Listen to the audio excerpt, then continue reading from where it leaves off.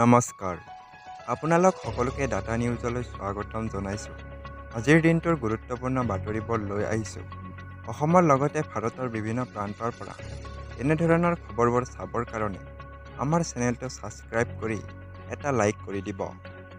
অংগনবাড়ী কৰ্মীসকলৰ বাবে এখন নটিচ জাৰি কৰা হৈছে।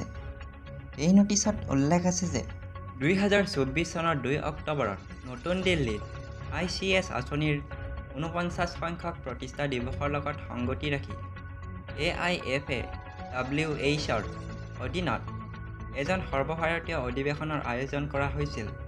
অধিৱেশন মুকলি কৰি CTUৰ সাধাৰণ সম্পাদক তপন সেনে কয় যে এতিয়া সময় হৈছে এই আঁচনিটোক স্থায়ী কৰিবলৈ সংগ্ৰামক তীব্ৰ কৰা।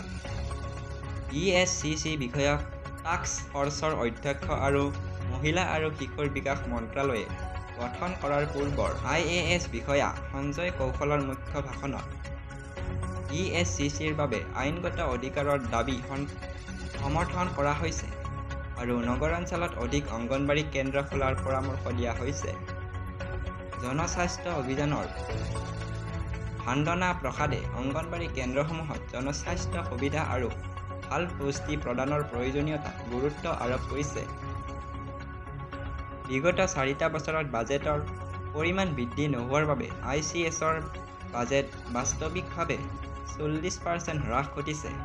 তেখেতে যত্নকৰ্মক কাম হিচাপে স্বীকৃতি দিয়া আৰু ন্যূনতম দৰমহাৰ প্ৰদানৰ প্ৰয়োজনীয়তাত গুৰুত্ব আৰোপ কৰে।